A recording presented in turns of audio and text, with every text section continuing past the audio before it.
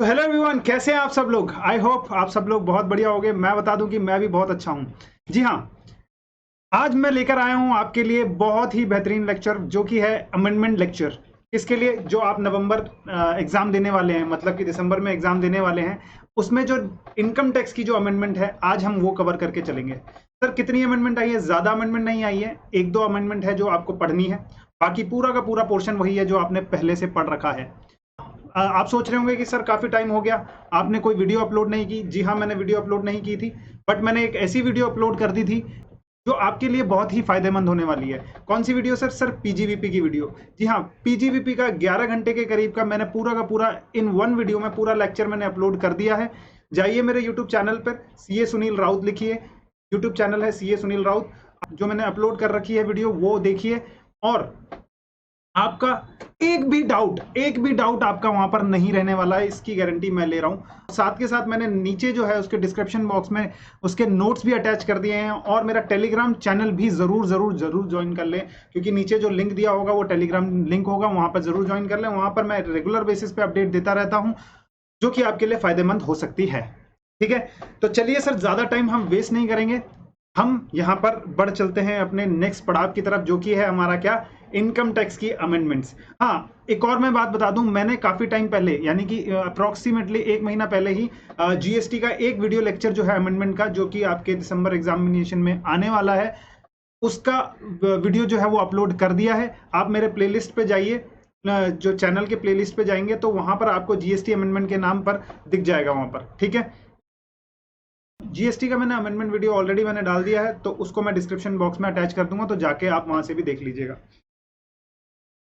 Sir, यहाँ पर जो हम इनकम टैक्स पढ़ना चाहेंगे, तो सबसे पहले मैं बात बता दूं, शुरू से लेकर एंड तक देख लीजिएगा ये वीडियो, क्योंकि ये बहुत ही इंपॉर्टेंट होने वाला है, और मुझे लगता है कि ये इसमें से आपका क्वेश्चन बन सकता है बिल्कुल, क्योंकि एक छोटी सी अमेंडमेंट है और छोटी सी अमेंडमेंट को वो पूछ सकते हैं आपके एग्जामिनेशन में। सर, ये कहां पर था? जल्दी से मैं बता दूं कि सबसे पहले मैं बात बता दूं यहाँ पर कि आज हम पढ़ने वाले हैं अमेंडमेंट किसमें, सर सैलरी चैप्टर में। सैलरी चैप्टर में ये वाला जो अमेंडमेंट है, ये वाला अमेंडमेंट जो आया है वो सैलरी चैप्टर में आया हुआ है आपके। सैलरी चैप्टर में कौन सा सर? पहले तो मैं बता दूं, अपने नोट से दिखा दूं, सैलरी चैप्टर में से कौन सा पोर्शन सर? सैलरी चैप्टर में परक्यूजिट का पोर्शन था, जो कि हमने पढ़ा हुआ था। चलिए मैं दिखाता हूं आपको हमारे नोट्स में सबसे पहले। जी हाँ, यहां पर आपको पता ही है, सबसे पहले मैं आपको बताऊं, यहाँ पर आपको इसके बारे में पता ही है कि 17(2) जो सेक्शन होता है सैलरी का, जो सेक्शन था हमारा सैलरी में, हमने पढ़ा था कि 17(2) बात करता है हमारा परक्यूजिट के बारे में, बात करता है किसके बारे में? बात करता है कि परक्यूजिट मानकर एम्प्लॉय के इनकम में हम जोड़ देते हैं, उसको बोलते हैं 17(2), यानी परक्यूजिट मानकर हम उसके में टैक्स कर देते हैं। तो यहां पर सर हम बात करने वाले हैं किसके? दो चीजों के बारे में, 17(2)(7) और 17(2)(7)(a) के बारे में हम यहां पर बात करेंगे। ठीक है सर, 17(2)(7) तो हमने पहले ही पढ़ लिया था, क्योंकि ये अमेंडमेंट था मे के वाले के लिए। जी हाँ, ये अमेंडमेंट थी आपके लिए मे वाले के लिए, और इसी के साथ ये अमेंडमेंट पोर्शन पे भी ये निकल कर आया था। तो सर अब नया अमेंडमेंट क्या है मैं बताता हूं आपको, सुनिए ना, सुनिए थोड़ा सा। चलिए देखिए मैं क्या बोल रहा हूं, देखो यहां पर सबसे पहले 17(2)(7) बात करता था हमारा contribution to the superannuation fund. ये कट के हो गया था हमारा contribution to the specified fund. Specified fund में 3 फंड्स आते थे हमारे, एक तो superannuation fund, new pension scheme जो कि 80CC(d)(1) में कवर होता है, और रिकॉग्नाइज प्रोविडेंट फंड। इसके तहत क्या था कि अगर एम्प्लॉयर आपका इन तीनों फंड में, तीन कौन से फंड थे बता दो जरा? Superannuation fund, approved superannuation fund, recognise provident fund, और आपका था एनपीएस। अगर इनमें पैसा डाला गया है किसके द्वारा? एम्प्लॉयर के द्वारा। एम्प्लॉयर्स कंट्रीब्यूशन अगर मोर देन 7.5 लाख हो जाती है, तो जो एक्सेस अमाउंट है उसको यहां पर परक्यूजिट की वैल्यू, यानी पर्क्स मानकर आपके सैलरी हेड में हम टैक्स कर देते थे। याद आ रहा है नहीं आ रहा? सैलरी हेड में हम टैक्स करते थे उसको। और इसी के साथ ही चिपक के ये दोनों के दोनों जो सेक्शन थे, ये चिपक के आए थे। चिपक के बोले तो यानी कि इसने बोला कि इसमें जो कुछ भी अमाउंट ऐड किया है, मान लो कि हमने टोटल मिला के इसमें से 10 लाख रुपीस का कंट्रीब्यूशन कर दिया, जिसमें से 7.5 तक की लिमिट थी, तो यानी कि एक्सेस अमाउंट हो गया हमारा 2.5 लाख। अब 2.5 लाख हमने एडिशन कर दिया एज परक्यूजिट 17(2)(7) में, एम्प्लॉय की सैलरी में। समझ में आया? यस सर, जोड़ दिया। अब उस पर जो भी इंटरेस्ट मिलेगा, जो एक्सेस अमाउंट मैंने ये जोड़ा है ना, ये वाला एक्सेस अमाउंट, इस पर मेरी बात हुई थी, मैंने कहा था कि इस पर कुछ भी अगर इंटरेस्ट मिला, इस एक्सेस पोर्शन पर अगर कुछ भी इंटरेस्ट मिलेगा, उसको भी परक्विजिट मान लिया जाएगा एज पर सेक्शन 17(7)(a) में, 17(2)(7)(a) में, 17(2)(7)(a) में उस पर जो इंटरेस्ट, जो एक्सेस पोर्शन था, उस पर जो इंटरेस्ट था, उस पर जो इंटरेस्ट आने वाला है या डिविडेंड आने वाला है, कुछ भी आने वाला है, किसी भी नाम से आने वाला है, कुछ भी एक्स्ट्रा इनकम एक्रू हो रही है उसकी, उस एक्सेस पोर्शन पर, उसको भी परक्विजिट माना जाएगा और यहां पर 17(2)(7)(a) के अंडर में उसको पर्क्स मानकर टैक्स कर दिया जाएगा। सबसे पहले यहां पर लिखा हुआ था कि भैया कंप्यूट कैसे करेंगे, वो प्रेस्क्राइब करेंगे वो मैनर, तो आज उन्होंने प्रेस्क्राइब कर दिया है वो मैनर, जो कि आपका नोटिफिकेशन के जरिए निकाला गया है। ये नोटिफिकेशन ये रही, according to the CBDT notification के दौरान जो एनुअल कंप्यूटेशन जो करना था, किसका, एनुअल एक्रेशन का, यानी कि एनुअली जो आप अमाउंट एनपीएस में जो भरेंगे, यानी कि जो एनपीएस में डाला गया था, सुपर एन्यूएशन, अप्रूव्ड सुपर एन्यूएशन फंड में डाला गया था और रिकॉग्नाइज्ड प्रोविडेंट फंड में डाला गया था, उस पर जो एक्रेशन था, यानी कि जो इंटरेस्ट था, डिविडेंड था, या फिर किसी भी नाम से आप उसको बुला सकते, कोई भी इनकम उस पर जनरेट हो रही थी, ठीक है, और उस एक्सेस अमाउंट पर जो कि ऑलरेडी टैक्स हो गया है, जो कि ऑलरेडी टैक्स हो गया है, किसमें, आपका 17(2)(7) में आपका टैक्स हो गया है इस साल, तो उससे रिलेटेड जो एक्सेस पोर्शन से रिलेटेड जो आपका इंटरेस्ट रहेगा, इस बार उसकी कैलकुलेशन बताई हुई है कि कैसे करनी है। उसके लिए बकायदा आपको ये वाला एक इन्होंने फॉर्मूला दिया है, देखने में बड़ा सही अटपटा लगता है, TP is equal to PC divided by 2। कवि ने क्या कहा है, सुनिए, TP is equal to PC divided by 2 into में R plus PC one plus TP one into में आर। सर सुनने में तो ये है और रट्टाफिकेशन भी बड़ा आसान हो जाता है इसका, लेकिन रट्टा मारने की जरूरत नहीं है इसको। मैं बता दूं, थोड़ा सा ट्रिकी ये देखने में लग रहा है, लेकिन अगर आप कॉन्सेप्ट सुनेंगे ना, मैं आज आपको कॉन्सेप्चुअली लेकर चलता हूं इस फॉर्मूले के अंदर, कॉन्सेप्ट अगर आप लेकर चलेंगे ना, मैं कह रहा हूं ये आपको याद करने की जरूरत नहीं पड़ेगी, आप अपने आप से ही ये कैलकुलेशन निकालना चालू कर देंगे। पहले तो एक रफली हम एक समझते हैं कि कह क्या रहे हैं हम लोग, है ना, उसके बाद फिर मैं आपसे बात करके चलूंगा। चलिए, हम दो चीजों के बारे में बात कर रहे हैं। एक तो बात है हमारी क्या चीजें, देखो, एक मैं बात कर रहा हूं यहां पर, जैसे प्रीवियस ईयर हो गया हमारा, ये प्रीवियस ईयर हो गया हमारा 2021, प्रीवियस ईयर हो गया यहाँ पे 1920, ये प्रीवियस ईयर हो गया 21 एंड 22 एंड 22 एंड 23। समझ में आएगा, ठीक है, ये प्रीवियस ईयर्स हो गए। अब हम इस प्रीवियस ईयर में है, ये हमारा प्रीवियस ईयर है 20 एंड 21, ठीक है। यहां पर क्या कैलकुलेशन करनी है, यहां पर दो चीजें बोली गई है, कह रहे हैं कि भैया कि 17(2)(7) में एक अमाउंट हमें निकालना है जो कि टैक्स होगा, और ये अमाउंट कौन सा है, एम्प्लॉयर्स कॉन्ट्रीब्यूशन है। ये क्या है, employers contribution in excess of 7.5 lakh in specified fund. Specified fund कौन से, 3 फंड में को मिलाकर, एनपीएस, अप्रूव्ड सुपर एन्यूएशन फंड और क्या था, रिकॉग्नाइज्ड प्रोविडेंट फंड। इन तीनों में मिलाकर अगर 7.5 लाख से ज्यादा का कंट्रीब्यूशन कर देता है एम्प्लॉयर आपके लिए, तो जिस साल में वो ज्यादा जो एक्सेस अमाउंट है वो टैक्स हो जाएगा कितना, 7.5, 17(2)(7) में। तो ये तो सर हमें निकालना आ जाता है, क्योंकि जितना एम्प्लॉयर्स का कंट्रीब्यूशन सीधा सीधा देखना कितना एक्सेस वो पता लग जाएगा, वो 17(2)(7) में टैक्स हो जाएगा। अब बात कर रहे हैं हम यहां पर कि जो 17(2)(7) में जो हमारा टैक्स हो गया इस साल, उस पोर्शन पर कुछ इंटरेस्ट आया होगा, यानी कि एक्सेस वाला ही ऐड हुआ है ना, एक्सेस वाला हमने ऐड किया इस बार, यस। अब एक्सेस वाला पे जो इंटरेस्ट आएगा उसको हम 17(2)(7)(a) में टैक्स करेंगे, 17(2)(7)(a) में टैक्स किया जाएगा। बात समझ में आ रहा है या नहीं आ रहा, बोलो ना। 17(2)(7)(a) में हम उसको टैक्स करेंगे, 17(2)(7)(a) में हम उसको टैक्स करेंगे, 17(2)(7)(a) में हम उसको टैक्स करेंगे, ठीक है। अब इसकी कैलकुलेशन निकालनी है, मेन चीज है हमारा ये, इसको बोला गया है यहां पर टीपी। जो बोला गया है ना टीपी, समझो क्या है ये जो टीपी बोला गया है, इसको ये किसको बोला गया है, ये जो अमाउंट हम निकालेंगे इसके अंडर में कि कितना टैक्स करना है इस साल, करंट फाइनेंशियल ईयर में, करंट प्रीवियस ईयर में कितना टैक्स किया जाएगा इंटरेस्ट का पोर्शन, इसको बोला गया है टीपी। समझ में आ गया? इसकी कैलकुलेशन की बात कर रहे हैं, इसको बोला गया है टीपी। अब इसको निकालने के लिए सिंपल एक बात बताओ, इंटरेस्ट निकालने के लिए हमें चाहिए क्या होता है? एक अमाउंट चाहिए होगा। भैया कितना अमाउंट हमारा था, यानी कि कितना एक्सेस था वो ले लो, multiplied with interest, rate of interest, rate of interest multiplied with rate of interest, यही आएगा।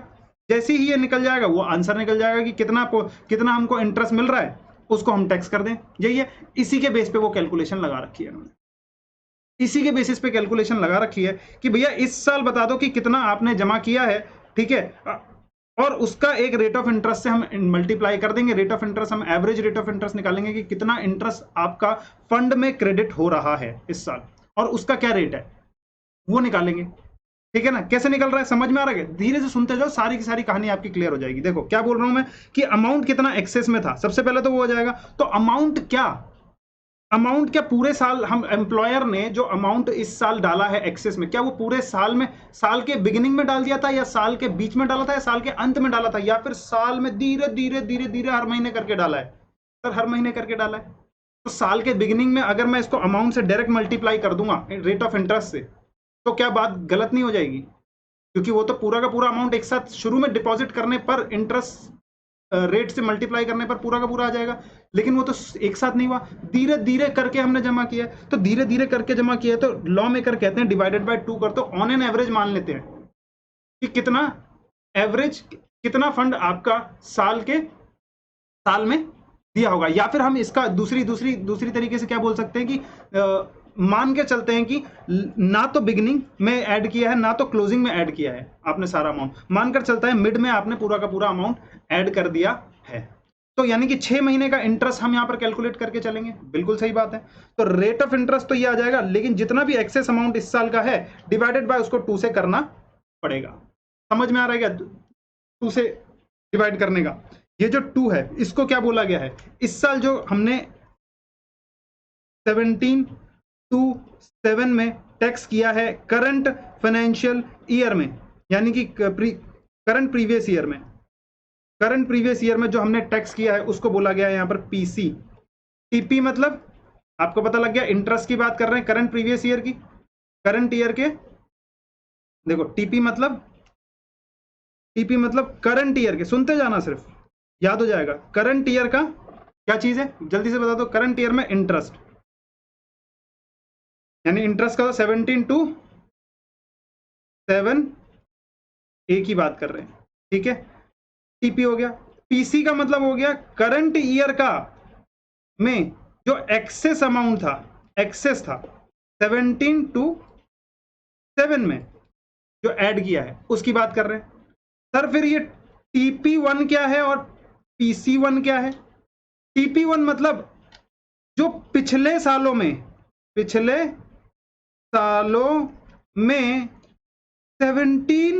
to 7 में 7A में जो भी अमाउंट आपने पर एज ए परक्यूजिट जोड़ा है, एज परक्यूजिट टैक्स किया है पिछले सालों में, यानी कि करंट ईयर को छोड़कर पिछले सालों में। यानी कि मैं क्या बोल रहा हूं, मैं बोल रहा हूं यहां पर मैंने अगर कोई भी कुछ ना, देखो अब ये नेक्स्ट ईयर आ जाएंगे। मान लो कि इस साल हमने 2 चीजें जोड़ी, कौन कौन सी चीजें जुड़ी है? एक तो ये जुड़ा है एक्सेस 17 to 7 में, और ये जुड़ा है एक्सेस 17 to 7A में, ठीक है। अब जब नेक्स्ट ईयर हमारा प्रीवियस ईयर होगा, अब ये क्या बोल रहे हैं, कहते हैं कि भाई पिछले साल में 17 to 7A में जो जुड़ गया है एज ए परक्यूजिट, जो पिछले साल जोड़ा था, वो भी तो इस साल फंड का पार्ट बनेगा, और उस पर भी तो आप इंटरेस्ट कमाओगे। अरे बोलो ना, समझ में आ रहा है कि नहीं आ रहा? क्या ये जो पोर्शन जुड़ा है फंड में, ये फंड जब अगले साल जाएगा तो कंपाउंडिंग के बेसिस पर उस पर भी क्या इंटरेस्ट मिलेगा या नहीं मिलेगा? यस, उस पर भी इंटरेस्ट मिलेगा। तो लॉ मेकर कहते हैं कि भैया जो लास्ट ईयर में आपका जो जुड़ा है ना जितना, उसको भी लेंगे, ये जो एक्सेस पोर्शन है वो भी लेंगे, उस पर जो इंटरेस्ट मिलेगा उसको भी जोड़ेंगे। समझ में आ रहा है क्या? इस साल परक्यूजिट में। और जो पिछले सालों तक आपने एक्सेस अमाउंट करके जो इंटरेस्ट का पोर्शन जुड़ा है उसको भी टोटल कर लो, और उस पर भी एक रेट ऑफ इंटरेस्ट से हम मल्टीप्लाई करेंगे, और आपका जितना भी टैक्स आएगा वो नहीं, रेट ऑफ इंटरेस्ट से जितना भी डिविडेंड आएगा या इंटरेस्ट आएगा उसको हम एज अ परक्विजिट जोड़ लेंगे। ठीक है, समझ में आ रही है कि बात? TP1 बोलते ही हम बात करेंगे पिछले सालों की, पिछले सालों की। TP1 बोलते ही पिछले सालों की, और PC1 मतलब वही पिछले सालों का एक्सेस, पिछले सालों का एक्सेस, पिछले सालों, कुछ लिखने की जरूरत नहीं, मैं पूरा का पूरा दिखा दूंगा आपको, सालों का एक्सेस अमाउंट। ठीक है, देखो क्या बात कर रहे हैं हम, आ जाओ आ जाओ आ जाओ आ जाओ। ये मैंने पूरा का पूरा आपके लिए बेहतरीन तरीके से लिख कर रखा हुआ है, टेंशन लेने की कोई भी बात नहीं है। देखो मैं क्या बोल रहा हूं, यहां पर हमें टीपी निकालना है। अब टीपी मतलब क्या है भाई, 17 to 7A में कितना अमाउंट पक्ष मानकर टैक्स करेंगे, हमें इसकी कैलकुलेशन करनी है। यही है, पक्ष मानकर कितना कैलकुलेशन करेंगे, यानी जो इंटरेस्ट पोर्शन है, एक्सेस पर जो इंटरेस्ट पोर्शन है उसकी कैलकुलेशन। उन्होंने बोला पीसी, पीसी मैंने बता रखा है, मतलब क्या, एक्सेस अमाउंट की बात कर रहा हूं, यानी इस साल 17 to 7 में कितना अमाउंट एज अ परक्विजिट आपने जोड़ा, यानी कि जो एक्सेस अमाउंट है, मान लीजिए 10 लाख हमने जोड़ा है तो 2.5 लाख एक्सेस अमाउंट था, तो 2.5 लाख यहां पर आ जाएगा, और डिवाइडेड बाय 2 क्यों लिखा है मैंने, इसकी रीजनिंग आपको दी है। मैंने रीजनिंग इसलिए दी है आपको यहां पर कि रीजनिंग में क्या बताया था मैंने आपको, मैंने ये बताया था कि भाई पूरे साल तो ये फंड नहीं लगा हुआ है, धीरे धीरे करके एम्प्लॉयर ने कंट्रीब्यूट किया है, तो एट द एंड में भी नहीं माना जाएगा, बिगिनिंग में भी नहीं आया, तो लॉ में करने का एवरेज ले लो, तो डिवाइडेड बाय, इसलिए वहां पर 2 लिखा हुआ है। कई लोगों को ये पता नहीं कि 2 क्यों लिखा हुआ है, रेटाफिकेशन मार रहे हैं इसको 2 में, लेकिन यहां पर जो है लॉ मेकर का जो इंटेंशन है वो ये है कि भाई एवरेज बेसिस पे हम आपका इंटरेस्ट निकाल कर चलेंगे, जितना भी एक्सेस है, क्योंकि मान लो एक्सेस अमाउंट जो है वो पूरे साल धीरे धीरे करके हुआ है ना, तो धीरे धीरे करने के चक्कर में उसको बोला कि डिवाइडेड बाय 2 से आप करके आप रेट ऑफ इंटरेस्ट, आर बोले तो रेट ऑफ इंटरेस्ट से मल्टीप्लाई कर दो। अब ये रेट ऑफ इंटरेस्ट क्या है, रेट ऑफ इंटरेस्ट क्या है, रेट ऑफ इंटरेस्ट का क्या मतलब हुआ, यहां पर मैं बताता हूं कि एवरेज रेट ऑफ इंटरेस्ट इस साल पूरे के पूरे कंट्रीब्यूशन पर, जैसे कि लेट्स सपोज करो हम यहां पर बात करते हैं तीनों फंड्स की, जैसे कि एनपीएस की बात करते हैं, अप्रूव्ड सुपर एन्युएशन फंड की बात करते हैं, और यहां पर बात करते हैं हम किस चीज की, एक और रिकॉग्नाइज्ड प्रोविडेंट फंड की बात करते हैं। मान लीजिए यहां पर मैंने 3 लाख रुपए इसमें, 3 लाख रुपए इसमें और 4 लाख रुपए इसमें जोड़े। ठीक है, हमारे पास कैलकुलेटर होगा यहीं पे, यहाँ पर मिला हमें। ठीक है, और 3 लाख का ऑन एवरेज मान के चलो, जैसे 24 है तो इसको 20 मान लो, ऐसे ही करके कि भाई इस पर हमें 20,000 का इंटरेस्ट एक्रू हुआ है, और इस अमाउंट पर हमें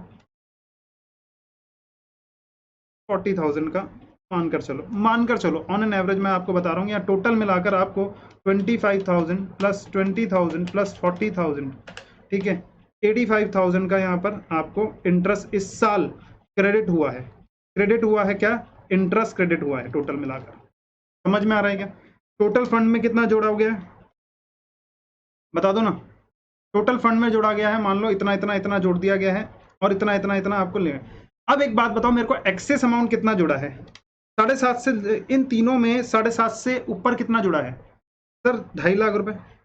तो 2.5 लाख रुपए पर 2.5 लाख रुपए क्या चीज हो जाएगा आपका, 2.5 लाख रुपए क्या चीज हो जाएगा सर, पीसी बन जाएगा क्या, यस, जो कि 17 to 7 में टैक्स हो जाएगा इस साल, बोलो ना यस, इस साल टैक्स हो जाएगा, और प्लस इस ये डिवाइडेड बाय 2 मल्टीप्लाई में क्या किया जाएगा, रेट ऑफ इंटरेस्ट। अब रेट ऑफ इंटरेस्ट कौन सा, क्या ये रेट ऑफ इंटरेस्ट ले लें क्या, ना भैया ना, हमें एक एवरेज रेट ऑफ इंटरेस्ट निकालना पड़ेगा। एवरेज रेट ऑफ इंटरेस्ट कैसे निकालने के लिए बोला है समझना, उसने बोला कि एवरेज, एक बात बताओ कि टोटल आपको कितना इंटरेस्ट मिला, मैंने कहा टोटल मिला के 85,000 मिला है मेरे को, 85,000 डिवाइडेड बाय, आप एक एवरेज फंड ले लो, क्या बोला उसने, एक एवरेज फंड बनाओ, बताओ। अब एवरेज फंड का कैलकुलेशन उसने बोला कि ओपनिंग में फंड का बैलेंस बता दो, और प्लस क्लोजिंग में फंड का बैलेंस बता दो, डिवाइडेड बाय 2 ले लो, बोलो बात सही है कि नहीं है, यस। ये average fund during the year आ जाएगा, और उस पर मेरे को एवरेज फंड पूरे साल में कितना ऑन एन एवरेज मेरा रहा फंड, और उस पर मेरे को इतना इंटरेस्ट मिला है, तो मेरा क्या इंटरेस्ट रेट निकल जाता है, बोलो ना, क्या ये बात सही है या नहीं सही है, बिल्कुल सही है सर, ऐसे ही उन्होंने बोला। देखो क्या बोला उन्होंने, आर निकालने के लिए क्या बोला, आर से मल्टीप्लाई मतलब एवरेज रेट ऑफ इंटरेस्ट इस साल पूरे कंट्रीब्यूशन पर जो एक्सेस कंट्रीब्यूशन था, पूरा कंट्रीब्यूशन मतलब जितना भी कंट्रीब्यूट किया था उस पर जितना भी इंटरेस्ट आया है, जितना भी इंटरेस्ट, एम्प्लॉयर और एम्प्लॉय दोनों की बात कर रहा हूं, एम्प्लॉयर और एम्प्लॉय दोनों पर जो भी इंटरेस्ट आया है, दोनों के कंट्रीब्यूशन पर जो भी इंटरेस्ट आया वो ले लेंगे, ठीक है। और डिवाइडेड बाय कर देंगे क्या चीज, ओपनिंग फंड और closing balance of fund divided by 2, यानी कि इंटरेस्ट मतलब इस साल करंट प्रीवियस ईयर में इंटरेस्ट का अमाउंट क्या है ये बताओ, एम्प्लॉयर और एम्प्लॉय दोनों के कंट्रीब्यूशन को मिलाकर, ठीक है। सर यहां पर तो हम एम्प्लॉयर के कंट्रीब्यूशन की बात कर रहे थे, हाँ यहां पर हम कैलकुलेशन में एम्प्लॉयर के कंट्रीब्यूशन की बात कर रहे हैं, बट रेट ऑफ इंटरेस्ट निकालने के लिए तो, क्योंकि जिस रेट से हमको मिला है वो तो दोनों में आया होगा ना। जब हम देखेंगे फंड में इस साल कितना क्रेडिट हुआ है, वो एम्प्लॉयर और एम्प्लॉय दोनों के कंट्रीब्यूशन पर वो टोटल मिला है हमको, तो रेट ऑफ इंटरेस्ट हमको इससे पता लग जाएगा, ठीक है ना। तो रेट ऑफ इंटरेस्ट के लिए दोनों की कैलकुलेशन करेंगे कि भाई कितना इंटरेस्ट आया टोटल ले लो, और डिवाइडेड बाय में क्या करना, और फिर हम उसके डिवाइड में एवरेज फंड कितना है, opening balance plus closing balance divided by 2, यानी एवरेज पैसा कितना है आपके फंड में। समझ में आ रहा है क्या? थोड़ा सा रिलैक्स होकर समझो क्या कर रहे हैं हम। सिंपल, हमने पीसी मतलब, अब तक मैं बोल रहा हूं यानी पीसी मतलब, यानी इस साल हमने कितना एक्सेस में जमा किया एम्प्लॉयर्स कंट्रीब्यूशन, यानी 2.5 लाख रुपए, डिवाइडेड बाय 2 क्यों किया, क्योंकि एवरेज चाहिए हमको, ठीक है। Divided by 2 multiplied by rate of interest. अब रेट ऑफ इंटरेस्ट निकालने के लिए बोला कि कितना इंटरेस्ट है, अमाउंट टोटल वो ले लो, और डिवाइडेड बाय में ओपनिंग बैलेंस कितना था फंड का और क्लोजिंग बैलेंस कितना था, डिवाइडेड बाय 2 कर दो, average fund during the year आ जाएगा, और एक रेट ऑफ इंटरेस्ट हमारा निकल कर आ जाएगा। तो उस रेट ऑफ इंटरेस्ट को हम एक्सेस अमाउंट से मल्टीप्लाई करेंगे तो क्या इस साल का इंटरेस्ट आ जाएगा या नहीं आ जाएगा? बिल्कुल आ जाएगा सर। इससे एम्प्लॉयर से रिलेटेड फंड से मल्टीप्लाई कर रहे हैं, पीसी मतलब एम्प्लॉयर से रिलेटेड फंड, एक्सेस अमाउंट यानी एम्प्लॉयर से रिलेटेड फंड, तो उससे मल्टीप्लाई करेंगे तो एम्प्लॉयर से रिलेटेड जितना एक्सेस था उस पर जो इंटरेस्ट है वो आ जाएगा हमारे सामने। बिल्कुल सही बात है क्या? यस सर, यहां तक तो बिल्कुल कहानी हमारी क्लियर हो जाती है। लेकिन मैं एक बात यहां पर और बताना चाहूंगा, आप मिस्टेक करेंगे। देखो, ओपनिंग बैलेंस आपको दिया होगा कि फंड का ओपनिंग बैलेंस क्या है, लेकिन क्लोजिंग बैलेंस आपको दिया नहीं होगा, इसमें आप गलती कर जाएंगे। इसमें क्या कैलकुलेशन लेंगे, क्लोजिंग बैलेंस मतलब कैसे निकालेंगे, फिर हम जो ओपनिंग था उसको तो ऐड करोगे। मान लो कि ओपनिंग बैलेंस हमारा 20 लाख है फंड का, ठीक है, और साल के दौरान मान लो 5 लाख रुपया, मान लो कि 10 लाख रुपए जोड़ा गया, किसने, एम्प्लॉयर ने भी दिया और एम्प्लॉय ने भी दिया, ठीक है। और टोटल इंटरेस्ट के तौर पर मैं मान के चलता हूं यहां पर 85,000 रुपए इंटरेस्ट का आया है। मैं क्या बोल रहा हूं, 85,000 रुपए इंटरेस्ट का आया है। ये टोटल में ये मत लेना, ये एम्प्लॉयर्स के कंट्रीब्यूशन का ही बोला है मैंने, ये एम्प्लॉयर और एम्प्लॉय दोनों के कंट्रीब्यूशन पर ये इंटरेस्ट है टोटल मिलाकर, ठीक है। तो ऑन एन एवरेज इसको भी नहीं लेंगे हम कैलकुलेशन में, ये आपको दिया होगा 85,000 टोटल मिलाकर इतना इंटरेस्ट हमारे को मिला है। तो टोटल मिलाकर अगर मेरे को इतना इंटरेस्ट मिला है 85,000 का, तो मेरे को क्लोजिंग बैलेंस बता दो कैसे होगा। क्लोजिंग बैलेंस कैसे निकालेंगे, एक तो ओपनिंग बैलेंस ये हो गया, ये है ओपनिंग, अब प्लस क्लोजिंग मेरे को निकालना है। तो क्लोजिंग कैसे निकलेगा, 10 लाख तो यही होगा, सॉरी ओपनिंग है 20 लाख, सॉरी 20 लाख मैंने बताया था, तो 20 लाख तो ये हो गया। क्लोजिंग बैलेंस कैसे निकालेंगे, तो क्लोजिंग में मतलब पहले तो ओपनिंग बताया 20 लाख प्लस एम्प्लॉयर ने कितना कंट्रीब्यूट किया ये बता दो। भाई एम्प्लॉयर ने 10 लाख कंट्रीब्यूट किया, सिमिलर अमाउंट अगर एम्प्लॉय ने भी कंट्रीब्यूट किया होगा तो 10 लाख दो बार आएगा, है ना। क्लोजिंग बैलेंस पर पहुंचना है ना, फंड के क्लोजिंग बैलेंस पर पहुंचना है, तो एम्प्लॉयर और एम्प्लॉय दोनों का ही तो कंट्रीब्यूशन इसमें जुड़ेगा। समझ में आया क्या? यहां पर आप बच्चे गलती कर जाएंगे कि एम्प्लॉय का कंट्रीब्यूशन नहीं जोड़ेंगे, एम्प्लॉयर का कंट्रीब्यूशन तो जोड़ देंगे, और प्लस फंड के लास्ट तक बैलेंस तक पहुंचने के लिए आपको इसमें ऐड करना पड़ेगा इंटरेस्ट, जो इस साल का इंटरेस्ट पोर्शन है ना वो भी ऐड करना पड़ेगा, यानी कि 85,000 भी आपको ऐड करना पड़ेगा। ये हो गया आपका क्लोजिंग डिवाइडेड बाय 2, ये आ गया आपका एवरेज फंड। बात समझ गए क्या? बोलो ना, धीरे धीरे समझते जाओ। एक पोर्शन मेरे ख्याल से आपका क्लियर हो चुका है। अब मैं दोबारा आपको बताने जा रहा हूं कि यहां पर हम निकाल रहे हैं क्या कि 17 to 7A, यानी कि इस करंट ईयर में, टीपी मतलब इस करंट ईयर में जितना भी अमाउंट कितना अमाउंट हम परक्यूजिट मानकर एज अ इंटरेस्ट टैक्स करें इस साल, परक्यूजिट मानकर इस साल कितना टैक्स करें। तो उन्होंने बोला पहले तो एक काम करो, करंट ईयर को निपटाओ, करंट ईयर में कितना एक्सेस आपने जमा किया हुआ है, करंट ईयर में कितना एक्सेस जमा किया हुआ है, divided by 2 into multiplied by rate of interest. अब रेट ऑफ इंटरेस्ट क्या बोला, रेट ऑफ इंटरेस्ट मतलब जितना अमाउंट आपको इंटरेस्ट का मिल गया वो ले लो, डिवाइडेड बाय में एवरेज फंड, और एवरेज फंड मतलब क्या, opening plus closing divided by 2, opening plus closing divided by 2। अच्छा, ओपनिंग बैलेंस तो आपको क्वेश्चन में मिल जाएगा, क्लोजिंग बैलेंस निकालने के लिए ओपनिंग तो लेना पड़ेगा प्लस एम्प्लॉयर का कंट्रीब्यूशन प्लस एम्प्लॉय का कंट्रीब्यूशन प्लस में इंटरेस्ट प्लस में इंटरेस्ट इस साल का डिवाइडेड, वो पूरा का पूरा हो जाएगा क्लोजिंग। तो opening plus closing divided by 2 average fund निकल के आ गया।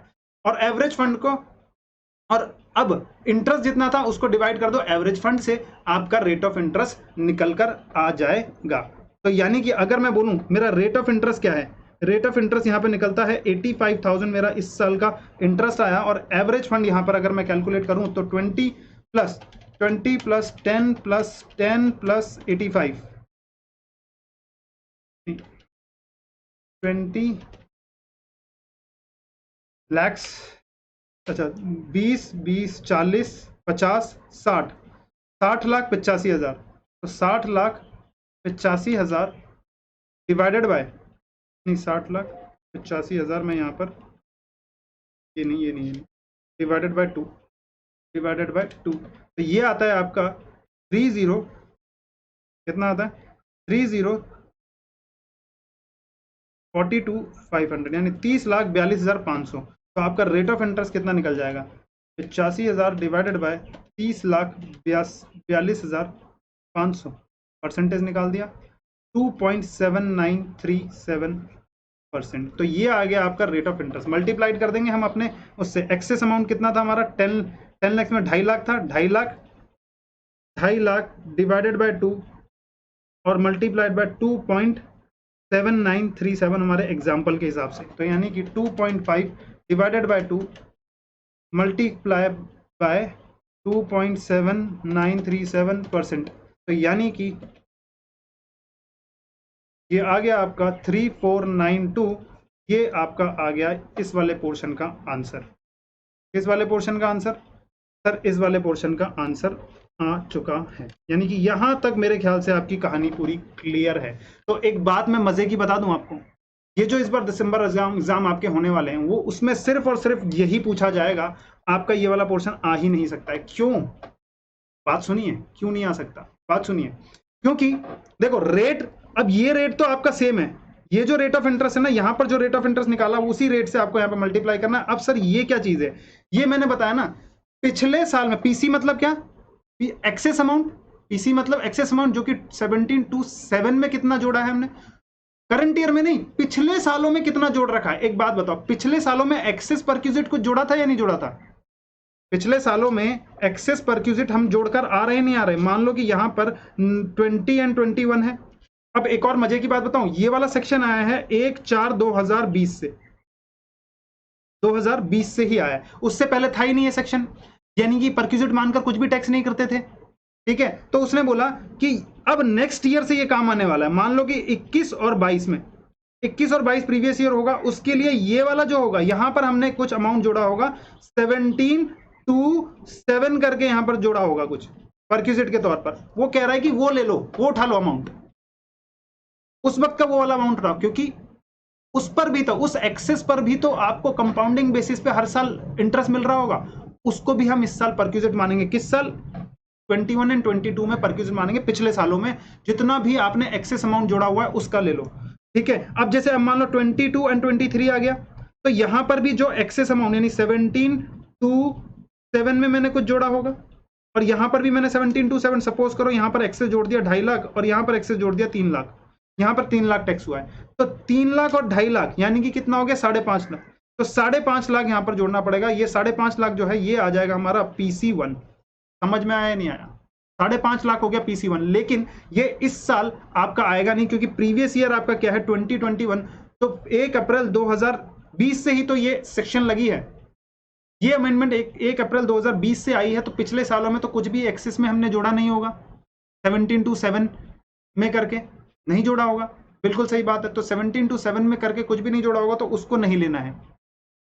समझ में आ गया क्या? यस। तो इस साल आपको कुछ भी देखने को ये नहीं मिलेगा। तो सिमिलरली एक और बात उन्होंने बोली, कह रहे हैं कि भाई यहां पर हमने इंटरेस्ट का पोर्शन भी तो जोड़ा है 1727A में, 1727A में जो इंटरेस्ट का पोर्शन एक्सेस, मतलब एक्सेस पोर्शन पर जो इंटरेस्ट मिला उसको भी परक्यूजिट माना गया है, ठीक है, उसको जोड़ा गया है। कहता है कि उस पर भी तो इस साल में 21 और 22 में, नेक्स्ट ईयर की बात कर रहा हूं, 21 और 22 में उस पर भी तो टैक्स निकलेगा। तो कह रहे हैं उस इंटरेस्ट के पोर्शन पर भी जोड़ो पिछले सालों का, यानी कि क्या मतलब हो गया, पिछले सालों का एक्सेस अमाउंट, करंट ईयर को छोड़कर पिछले सालों का एक्सेस अमाउंट जिसको 17/7 में जोड़ा गया था, 17/7 में टैक्स किया गया है पिछले सालों का, वो सारा अमाउंट ले लो। और पिछले सालों का 17/7 ए में जितना भी अमाउंट था उनको ले लो, इस साल को छोड़कर पिछले जितने भी सालों में 17/7 ए को छोड़कर, 17/7 ए में इस साल को छोड़कर जितना भी पिछले साल का अमाउंट है वो टोटल ले लो, उस पर भी तो इस साल मिलेगा।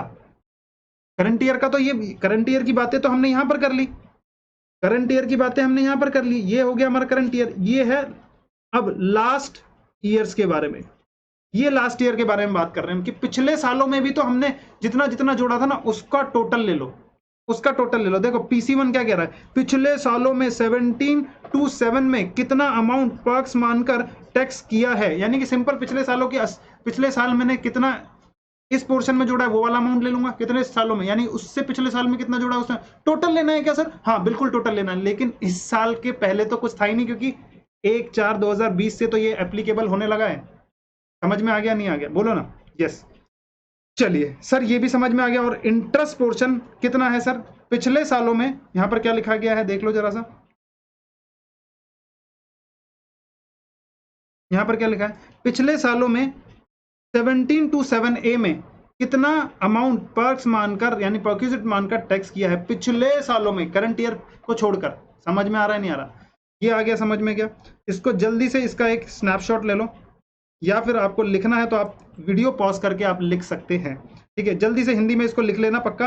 अभी हम एक क्वेश्चन करेंगे जो कि आपके अमेंडमेंट बुक में दिया गया है, ठीक है? मेरे ख्याल से ये आपको याद हो गया, इतनी एक्सप्लेनेशन बहुत है इसके लिए। और अब हम यहाँ पर, इसमें मैं इसको मिटा देता हूँ, जी हाँ,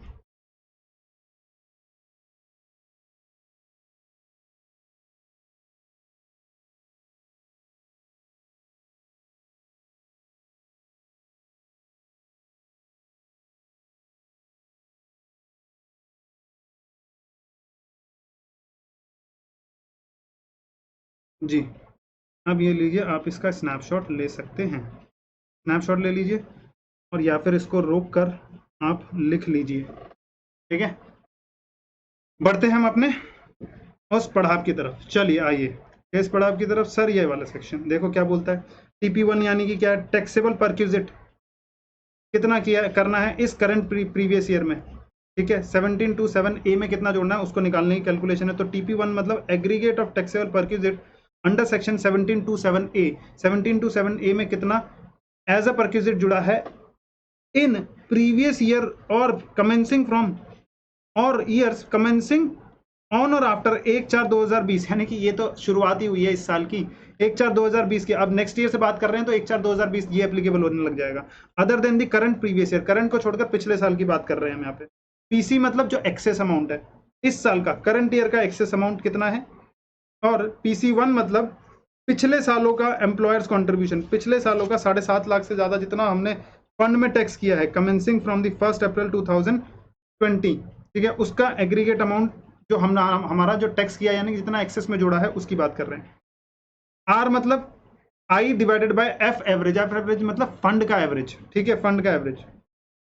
तो I मतलब क्या चीज हो गया, I मतलब during the current previous year में कितना स्पेसिफाइड फंड में जितना भी मिला है। देखो क्या बोला कि aggregate of amount of income accrued, कितना हमें इंटरेस्ट के तौर पर मिला है उस फंड में, तो स्पेसिफाइड फंड, स्पेसिफाइड मतलब फंड मतलब तीन चीजों के बारे में, NPS अप्रूव्ड सुपर एन्यूशन फंड, और क्या बोला रिकॉग्नाइज प्रोविडेंट फंड के बारे में बात की गई है।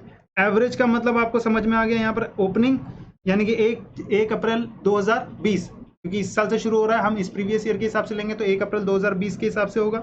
और 31 मार्च 2021 को क्या चीज, लास्ट डे में क्या चीज आ जाएगा। इसके लिए मैंने बोला क्लोजिंग के लिए हमेशा हमेशा क्या करना है, फंड के बारे में बात करना है। तो ओपनिंग बैलेंस तो ये है ही। अब क्लोजिंग बैलेंस निकालने के लिए क्या करेंगे, ओपनिंग बैलेंस प्लस एम्प्लॉयर का कॉन्ट्रीब्यूशन प्लस एम्प्लॉई का कंट्रीब्यूशन प्लस इंटरेस्ट, ये चार चीज आपको ऐड करनी पड़ेगी, डिवाइडेड बाय 2 करेंगे तब जाकर आपका पूरा का पूरा अमाउंट आ जाएगा। चलिए हम देखते हैं एक क्वेश्चन यहाँ पर। आई होप आपका पूरा का पूरा ये जो है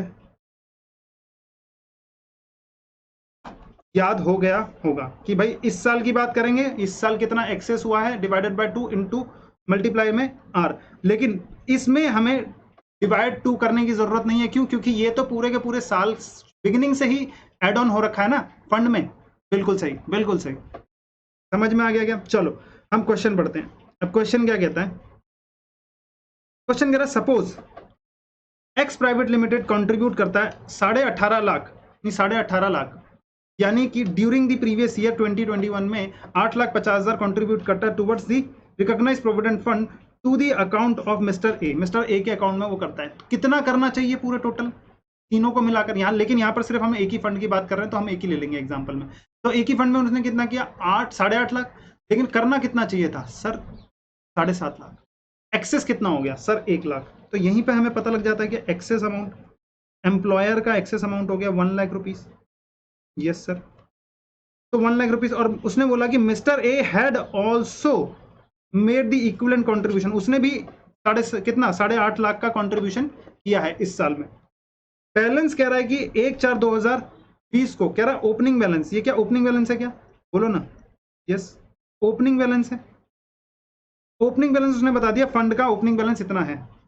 interest accrued in recognised provident fund during the year 2021 में एक उसने बता दिया कि इंटरेस्ट कितना मिला है साल में। करंट प्रीवियस ईयर में इंटरेस्ट कितना मिला है ये पता लग गया हमको।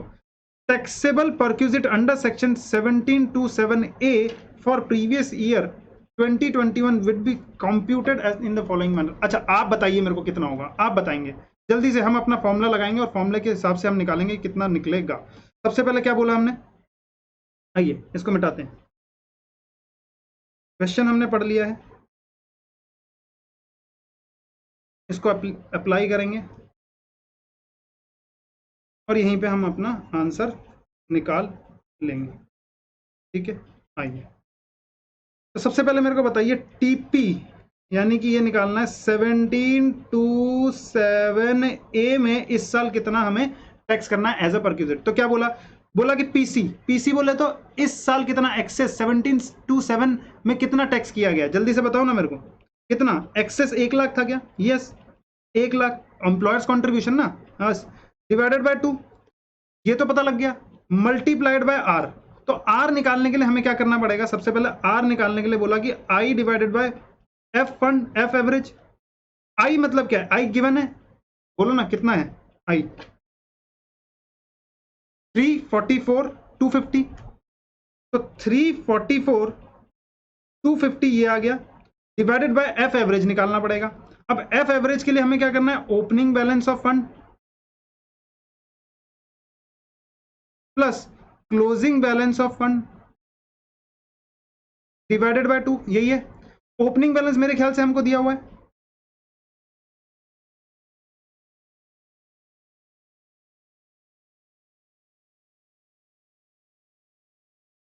एक सेकेंड। ओपनिंग बैलेंस हमको दिया हुआ है, कितना है ओपनिंग बैलेंस? 32 लैक्स मेरे ख्याल से। देख चेक कर लेते हैं एक बार। ओपनिंग बैलेंस 32 लाख है, बिल्कुल सही है। प्लस अब क्लोजिंग बैलेंस, मैंने क्या बोला था? क्लोजिंग बैलेंस निकालते वक्त क्या करना है? पहले opening balance recognised provident fund का ओपनिंग बैलेंस है 32 लैक्स। जल्दी से बताएंगे क्लोजिंग बैलेंस। सर 32 लैक्स तो आएगा ही आएगा क्योंकि ये ओपनिंग है। क्लोजिंग निकालने के लिए क्या करना पड़ेगा? ये निकालना है ना, 32 लैक्स ओपनिंग का बैलेंस प्लस प्लस इसमें क्या ऐड हो जाएगा? सर इस साल जो एम्प्लॉयर ने कंट्रीब्यूट किया यानी कि 8.5 लाख। सर एम्प्लॉय का contribution sir 8.5 lakh.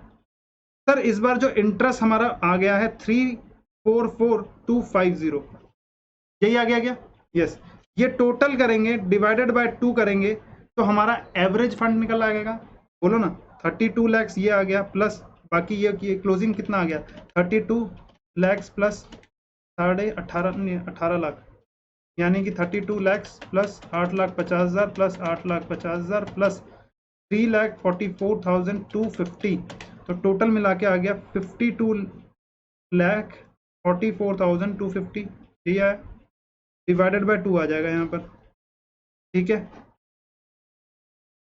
Divided by यहाँ पर 2 आ जाएगा।